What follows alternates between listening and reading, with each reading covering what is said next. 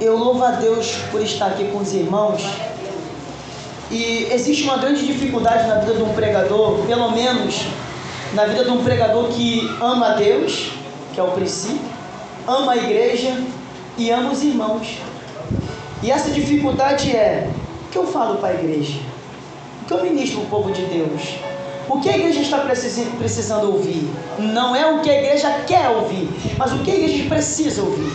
E dentro desse paradigma que o servo e a serva de Deus tem, ele busca o Senhor, ele clama a Deus. Quando a missionária me mandou a mensagem, que eu dei o sim, que eu dei o amém, logo após eu falei: Senhor, a oportunidade está aí, que falo para o teu povo. E o Senhor encheu meu coração nessa passagem e me revelou 3 pontos que eu queria falar para a igreja nessa noite. Mas antes de entrar nesse texto de Êxodo 14, eu queria dizer introdutoriamente o seguinte: o apóstolo Paulo, em 1 Coríntios, capítulo 10, ele falou algo muito interessante para os coríntios, para a igreja de Corinto, que ele disse no capítulo 10, a partir do versículo 5, que tudo que foi escrito, tudo que ele já tinha de como escrito da palavra de Deus, era um sinal, era um símbolo, era para ensino do povo de Deus que estava sendo levantado pelo Evangelho. Então o apóstolo Paulo disse aos coríntios e também disse aos romanos, no capítulo 15, versículo 4, que tudo aquilo que Israel passou, tudo aquilo que os reis passaram, os profetas, tudo que estava para trás era para ensino da igreja. Tudo que Israel passou de vitória e também de derrota é para ensino da igreja. Tudo que Deus fez no meio do povo, começando lá por Abraão, como chamou, vocacionou e liberou uma palavra de promessa, e depois veio com mão forte, usando Moisés e tirou do Egito, guiou pelo deserto, levantou juízes, levantou profeta, ungiu Saul, ungiu Davi. Tudo que Deus fez foi para ensino nosso, que é chegado nos últimos dias. Então, quando você lê a palavra do Senhor, isso aqui é um conselho meu: leia sabendo que Deus fez lá e Deus também faz agora. Deus, Ele quer que a gente olhe para a palavra e entre no texto. Irmãos, não é pecado você imaginar, não é pecado você entrar dentro do texto. Pecado é você dizer o que a Bíblia não diz. Pecado é você achar o que a Bíblia não acha. Mas você entrar no texto, imaginar e deixar que o Espírito Santo, como disse o profeta Miqueias, entre dentro de você e te faça navegar, não é pecado. Então, quando lê a Bíblia, leia entendendo, leia aplicando para você. Se Deus fala de Daniel, coloque você no lugar de Daniel. Se Deus fala de Jacó, coloque você no lugar de Jacó. Obrigado, pastor. Entre no texto. E o apóstolo Paulo disse isso à igreja de Corinto. Tudo está escrito para aviso nosso.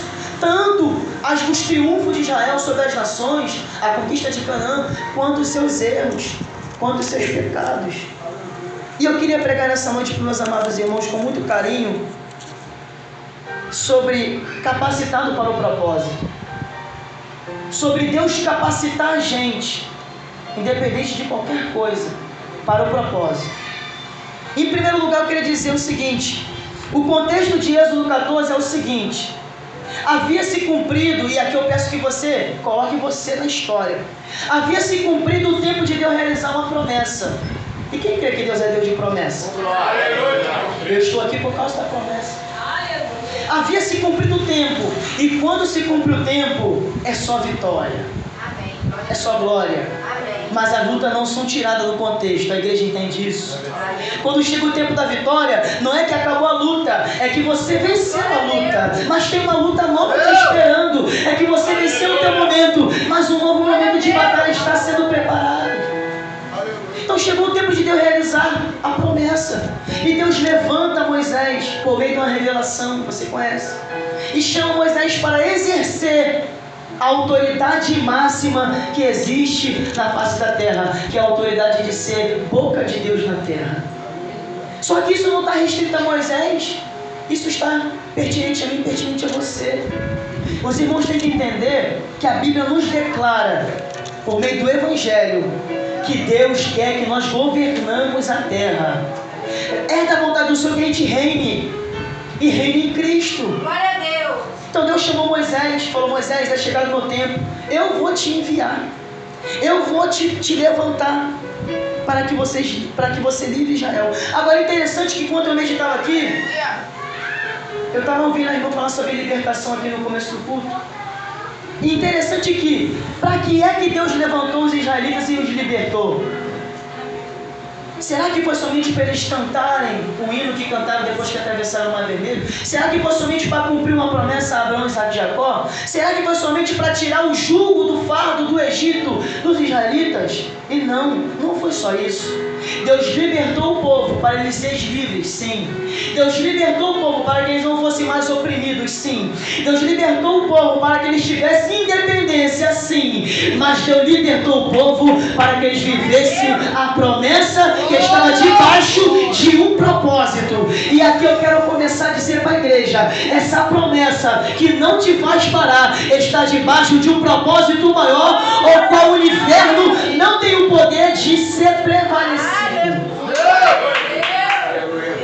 A promessa não falha porque está debaixo de um propósito.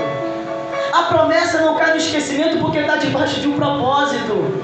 A promessa não é esquecida porque diz a palavra do Senhor que todas as vezes que ele se lembra da promessa, ele se lembra do propósito que ele tem. Então agarre a tua promessa, porque a tua promessa não foi revelada por homem algum. A tua promessa não foi revelada sobre a tua vida porque você é bom ou porque você é boa. Independente de você ser bom ou boa, foi lhe prometido vitória, foi lhe prometido bênção, foi lhe prometido tempo de conquista.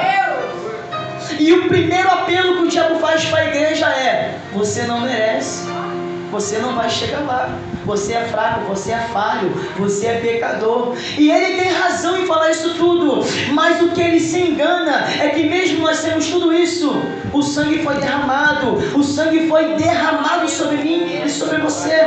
E esse sangue, que é o propósito, te capacita e te faz vencedor para viver a promessa. Quero também dizer aqui nessa oportunidade que nós, como homens e mulheres, todo mundo, independente do nível de entendimento, independente do nível de intimidade, nós temos uma dificuldade, dentre tantas, não é verdade? Nós temos a dificuldade de reconhecer Deus nas coisas simples, nas coisas que não têm muito valor. O homem tem essa dificuldade. Se não tiver comprovação científica, se não tiver algo surpreendente, se não tiver algo milagroso, o homem não reconhece Deus. Se Deus não abrir o mar, se Deus não enviar um fogo do céu, se Deus não levantar um profeta na congregação, Deus não está na casa. Se Deus não usar o vaso para revelar o oculto e o escondido, Deus não está na casa. Se Deus não falar algo que te mostre o íntimo que entre você e Deus, Deus não está na casa. Quando o salmista diz no Salmo 19 que os céus manifestam a glória de Deus e o firmamento anuncia as obras de suas mãos, e um dia após o outro faz menção do seu nome. A igreja não pode estar apoiada nessas coisas. Glória a Deus. O evangelho não foi revelado apoiado em milagre. O evangelho foi revelado apoiado na pessoa bendita de Jesus. É a pessoa bendita de Jesus que é a nossa delícia. É a pessoa bendita de Jesus que é o nosso afago, que é a nossa paixão. Não é o milagre, não é o mover, não é o sinal, não é o prodígio. É Cristo, é o Senhor. E por que eu digo isso? Porque faz parte da capacitação de Deus você se apaixonar por Jesus. Glória a Deus. A irmã falou algo aqui muito triste. Quantos começaram do nosso lado? Ou quantos já estavam quando nós começamos e não estão mais? Sabe por quê? Não foi porque Deus não fez milagre. Não foi porque Deus não mostrou sinais no céu e na terra, porque Ele tem mostrado. Foi porque não olhou para Jesus. Esse é o diagnóstico da igreja. Éfeso, a igreja da Ásia, Éfeso praticava boas obras. Éfeso produzia. Éfeso dava bom testemunho. Era ortodoxa, uma igreja comprometida com o Evangelho. Mas o que diz o Senhor a Éfeso? Deixaste o teu primeiro amor. Amor a quem? Amor a Cristo. Amor a pessoa bendita do Senhor.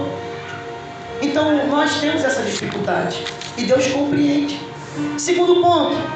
Quando Deus te levanta, e eu sei que tem pessoas aqui, para não generalizar, fala todos, mas eu sei que tem pessoas aqui que já foram levantadas pelo Senhor.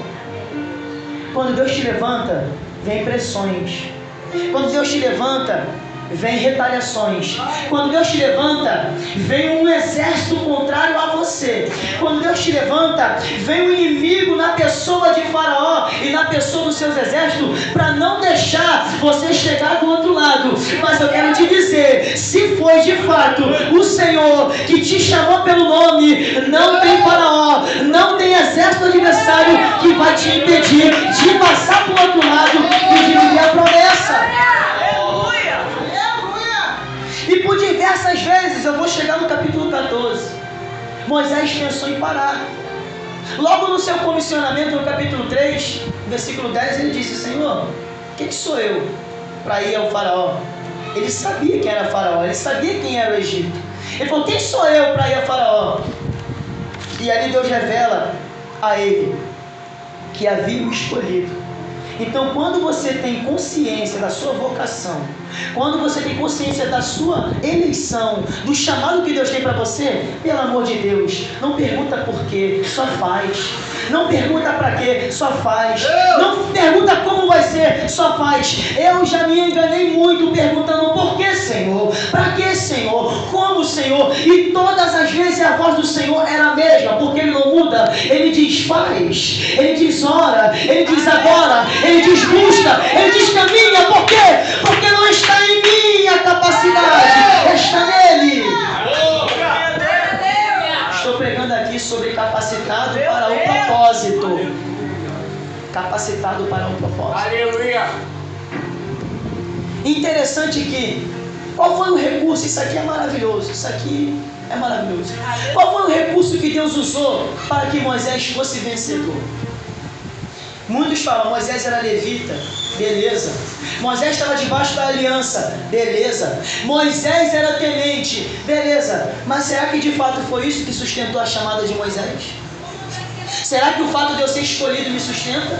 Será que o fato de eu estar debaixo de uma promessa me sustenta? Será que o fato de eu ser servo me sustenta? E eu digo, faz parte, mas não é o suficiente. Deus usou um recurso que está liberado para essa igreja nessa noite. Deus sustentou Moisés do começo ao fim do seu ministério por meio de um recurso. E qual é, pregador? É o recurso do relacionamento com Deus.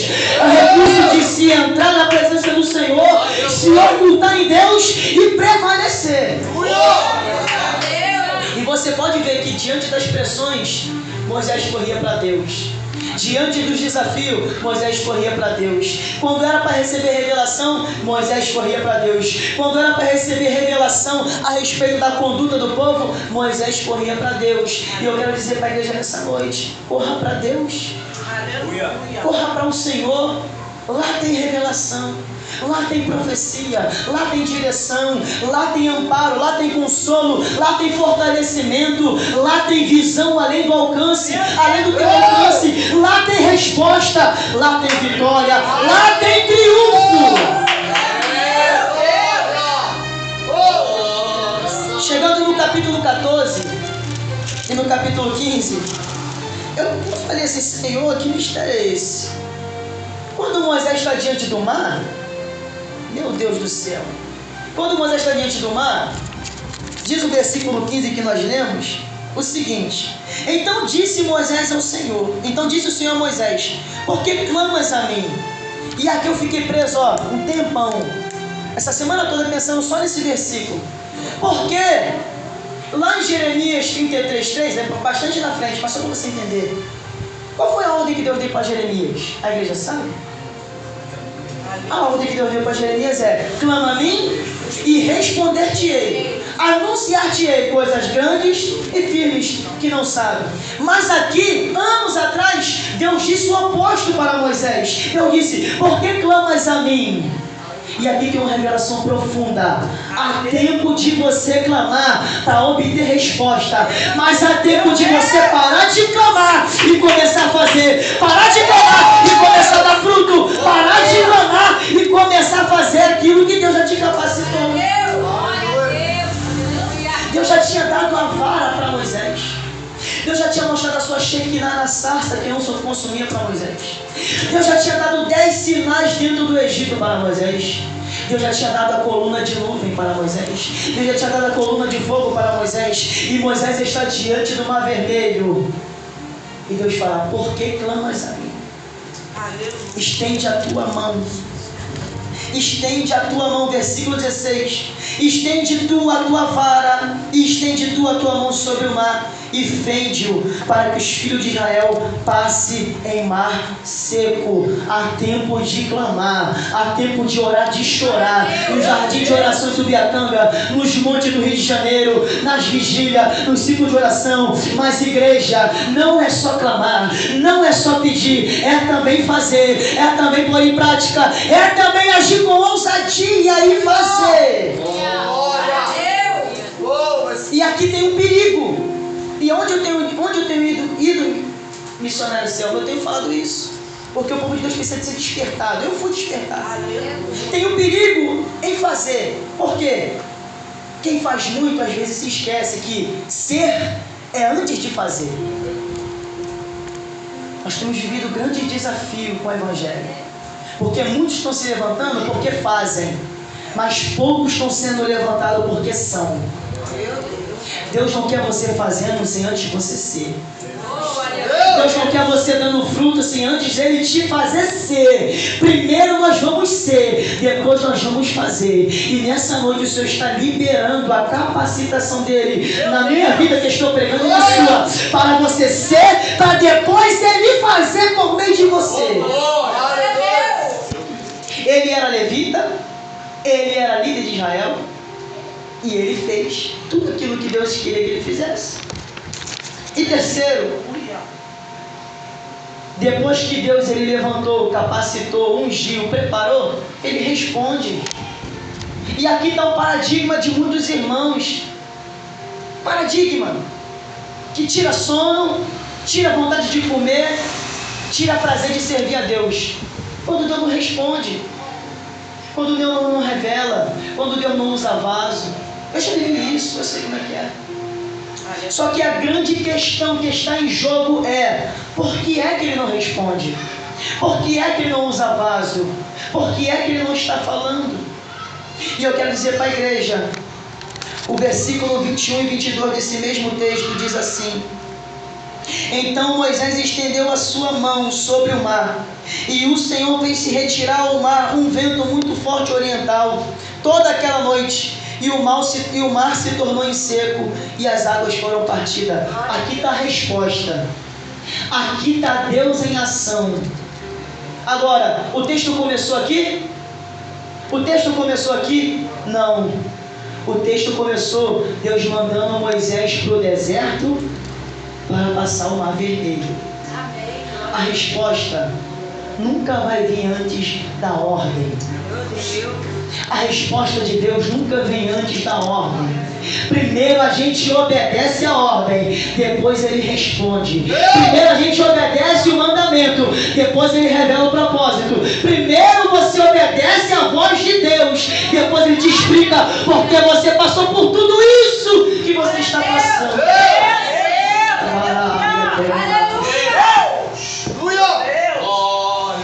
Tem gente levando a Deus questões que Deus não vai responder nunca, antes que Ele obedeça, antes que Ele viva, antes que Ele faça.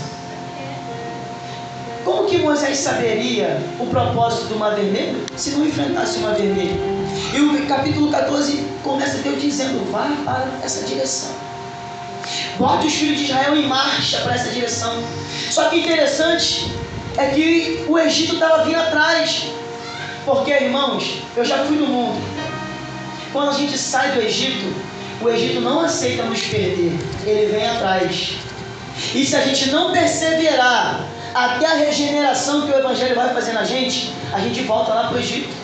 Então, quando os israelitas saíram na pessoa de Moisés como seu líder, eles foram caminhando, e Faraó disse: não posso deixar os israelitas sair, são meus escravos. Essa é a voz do diabo. Nunca ele vai aceitar que você foi lavado, nunca ele vai aceitar que você foi redimido, nunca ele vai aceitar que você foi regenerado. Mas o diabo vai ver quando o Mar Vermelho estiver aberto, você passando e ele ficando para trás, porque o Mar Vermelho representa o novo nascimento do povo de Israel.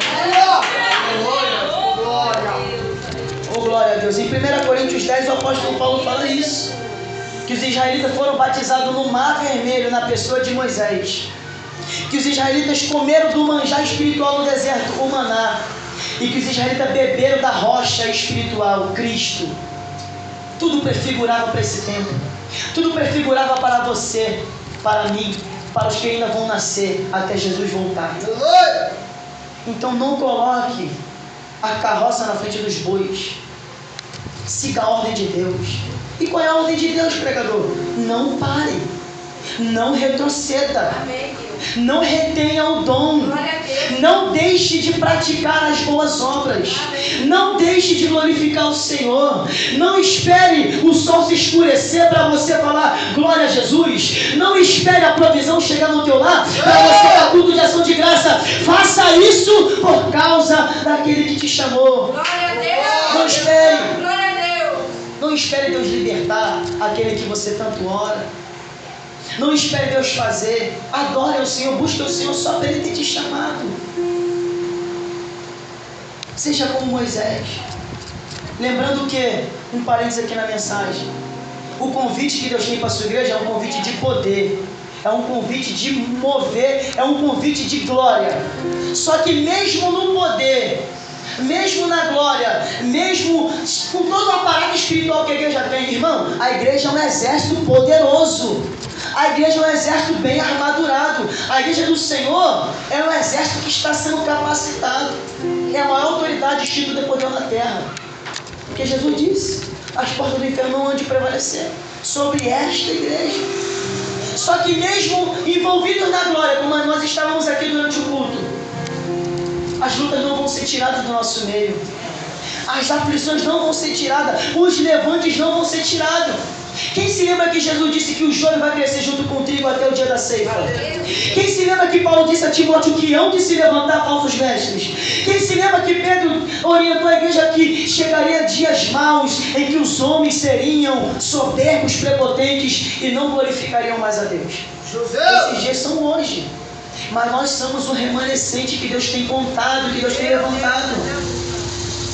E já encerrando, eu fiquei muito feliz, porque eu cheguei aqui na palavra introdutória e eu observei com um olhar espiritual Deus trazendo resposta para esse culto na boca de cada um dos meus irmãos.